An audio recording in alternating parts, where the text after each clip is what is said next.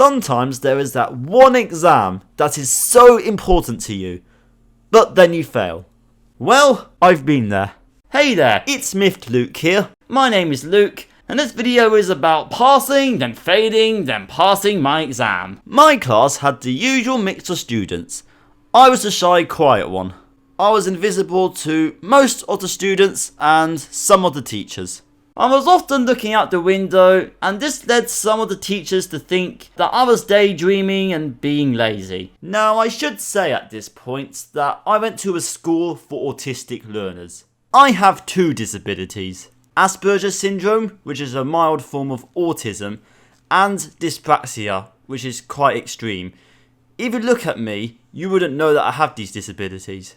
This is why it's called a hidden disability. When you tell me something, there is a chance that I will remember it and I will hear it clearly. However, there is a very strong chance that I will completely forget about it and I forget that I actually heard what I heard. This is because I have a ridiculously low mental processing speed. In everyday life, this means that I can process almost nothing that I hear, see, or read. So if you were to imagine a normal person would usually have a processing speed of 50, 70, 90 out of 100, let's say. Yeah, well, my processing speed is 0.01.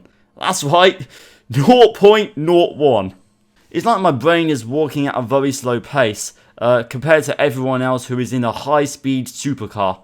It takes me a lot longer to get there than everyone else, if I can even get there at all, because there's always so much my brain is trying to process that it might not get round to processing 5 sentences ago, let's say. You know what it's like. You lose focus, you drift off, and then you're thinking, do I catch up? How do I get out of this? I noticed in one of Something Else YT's videos, he said that he had to pretend to need the toilet in the last half hour of his algebra math classes. This is because he just got way too bored to even concentrate. He really struggled to cope. And that was kind of me, just it was in all of my lessons. Actually, there was one lesson when I needed to go to the toilet a lot. That's for another video though. I think what he needed, what we call in our autistic school, is a movement break. I'm not trying to say he has any form of disability. Just thought I'd throw that out there. We got a movement break once every 30 minutes. The very second I step back in the class, I'm still like, what are we doing again? Speaking of movement breaks, the maths teacher did complain that we were the only class still getting movement breaks. We were 14, 15 years old at the time. We'll just call the maths teacher Dracula. Well, it beats us all going to the toilet, doesn't it? So there, Dracula. Happy early Halloween, by the way. I got my orange shirt on and everything. Anyways, back to the slow mental processing speed. I won't always understand what people say to me, be able to follow instructions, or remember what I just been told, or what we are even about to do. This is why having a good teacher was so important. Whether you're in a specialist school, I was in a specialist school for autistic people, or a non-specialist school, the difference between a good teacher and a bad teacher can make all the difference to how much students learn. And I just want to thank all those amazing teachers who have supported me. You have really enhanced my life to the better. Thank you so much. I really wanted to become a game designer. Does anyone remember Game Maker? So I thought ICT lessons were really important. Now when it comes to ICT classes in particular, I had 6 ICT teachers in 4 years. There was this one teacher, we'll just call him Hot Tub Guy, because he had a hot tub on his balcony. Oh yeah. Maybe that's why he just stopped showing up one day. He just couldn't get out of his hot tub. He was one of those teachers who just wanted to be friends with all the kids. Except for this one kid who he used to pick on. Not everyone seemed to like this one kid. I personally liked him a lot. I found him really funny with all those funny jokes he made. Hey buddy, I miss you. Before that teacher, there was this other teacher. He was teaching us Adobe Photoshop, which seemed really exciting to me because I thought that was the start of becoming a game designer. Unfortunately, he was another teacher who just stopped showing up one day. He didn't last long at all. Nope. I did get a James Bond poster out of it with my head on it. Oh yeah, and also the guy before him got fired for not doing enough paperwork. What is going on with all these ICT teachers? Now I want to talk about the great AG. He was my favourite ICT teacher. He actually taught us stuff in a way we can understand. He got us enthusiastic. And he was just, all in all, such a nice guy. Everyone liked him. I particularly liked him as well because he was one of the only teachers who actually got YouTube. Yes, kids, it still happens that when you tell teachers that you do YouTube for a living, they still wonder, what are you going to do for your proper job then? Well, this is my real job. It was really nice of the great AG because he actually contacted teachers around the school to subscribe to my YouTube channel when I was about to reach 100,000 subscribers here to knock me over the edge of that milestone. I have a Five Nights at Freddy's animation channel, in case you didn't know that. When I left school, I gave him a YouTube sticker, which I got from an actual YouTube event here, just to thank him for all the support that he's given me. Really nice guy, honestly. The great AG got all of us to a higher standard, but of course, him being a good teacher, I guess the school decided that he was a little bit too good, so he got promoted.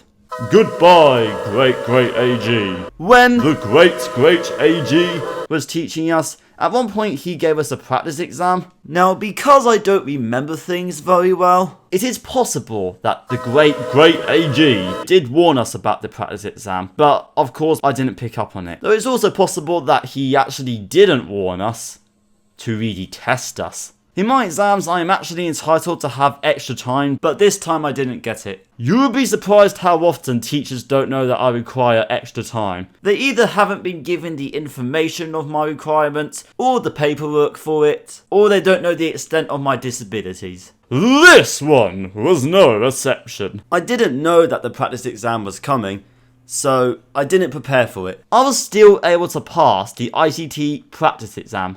And not some silly made up pass. The great AG is too good for silly made up passes. This is an actual practice exam. Pass. There is one more teacher that I am going to tell you about, which we're going to call Aussie Boy. He didn't come straight after the great AG. We had another teacher after him, and then we had Aussie Boy. Come to think of it, a version of his name was in one of the animations on my other channel, my Five Nights at Freddy's channel. There was this one time where we were doing an autistic talent show as a theatre, and Aussie had to fill in as the drummer. There were journalists there. One of the journalists went on Twitter and said that Aussie Boy the drummer was fit. He got very embarrassed. You go, fit Aussie. Anyways, going back to school, it was his job to make sure that we got through the exam, which we prepared for, we practiced, I made sure that I got my extra time, after my mum told the teacher about it and gave the evidence, yup, he didn't know, and after Aussie Boy applied to the person in charge to get my extra time. I took a lot of care, despite making sure that I practiced enough so that I was fully prepared, I failed the exam. We all failed the exam and no one seemed to care. But I cared. This actually got me to the point to turning from the nice, quiet, obedience Luke into an assertive, stern, naggy Luke. You won't like me when I'm angry. You won't like me when I'm stern. You won't like me when I'm assertive. And you must send an email to my mum. Let's take a step back a little bit. When we all failed and there was no investigation, I decided to do my own investigation. So I thought it was time to practice my assertiveness skills. You know how they teach you at school the differences between passive, assertive and aggressive. Well, in my goals each year, I was always told I needed to be more assertive. So I decided now would be a very good time to try being assertive.